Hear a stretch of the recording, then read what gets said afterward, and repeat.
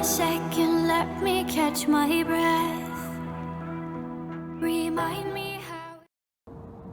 Hello, I'm Melvin. I'll be demonstrating part 1 of this lab.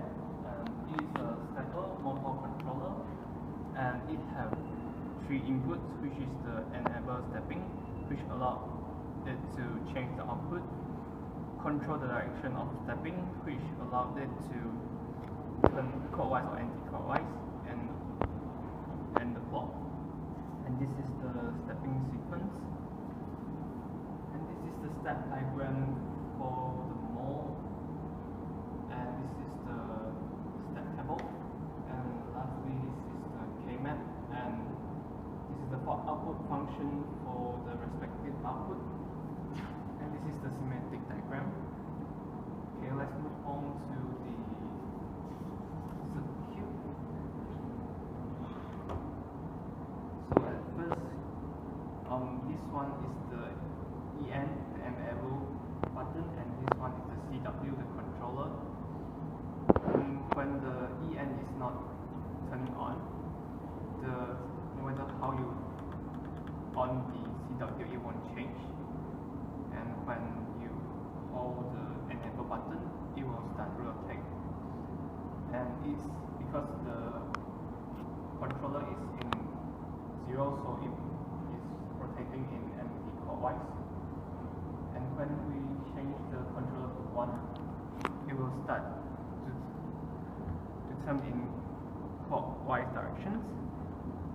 And when we increase the frequency, it will start rotate faster and even faster.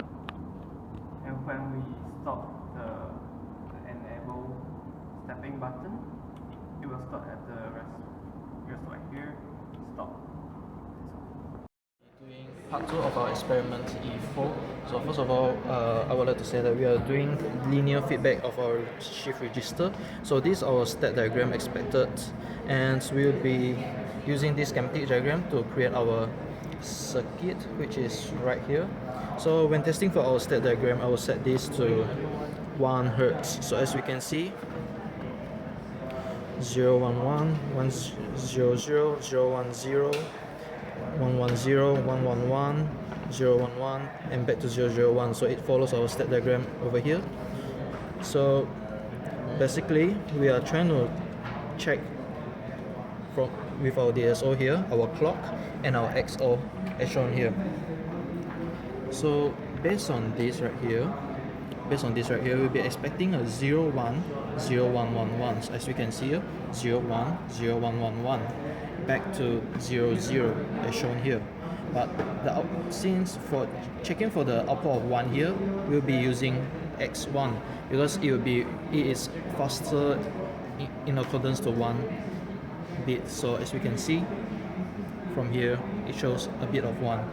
That's all.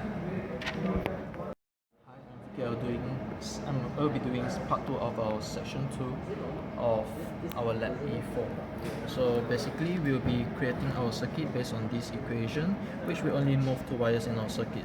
So basically, using this equation, we will be shifting some wires downwards. As we can see, we will be implementing the schematic diagram here on our circuit here. So first of all, we'll be expecting random numbers in our 3 outputs here. So I'll be setting it to 1 Hertz. So as we can see, the output is similar to that of the state diagram, just that it doesn't follow in this order.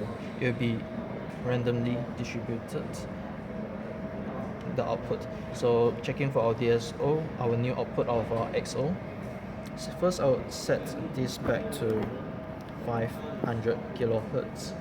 So as you can see here, the output of our XO, this is the first output, second output, third output, fourth output. We can see that the output of our DSO right here is randomly created. So hence the PRBS appear random. Yes, that's all. My name is Aaron. Today I'll be talking about part 3 of our lab E4. So part Part 3. What is Part 3 about? Part 3 is about to implement the design using D-type flip-flops and using the final LFSR circuit from Part 2 as a PRBS input test circuit. And this is our Part 3 schematic design. And in this schematic design, we are using the input from Part 2 here to implement. And we use this schematic design to construct our circuit in the breadboard. So this is our schematic diagram, our state diagram, sorry, and this is our step table. This is our KMax. So moving on to our list-all, the top part is our input, is our output F, sorry, and our bottom part is our input W. So as you can see here, 0, 1, 1, 0, 1, 1, and 0, 1, 1. That's all. Save me.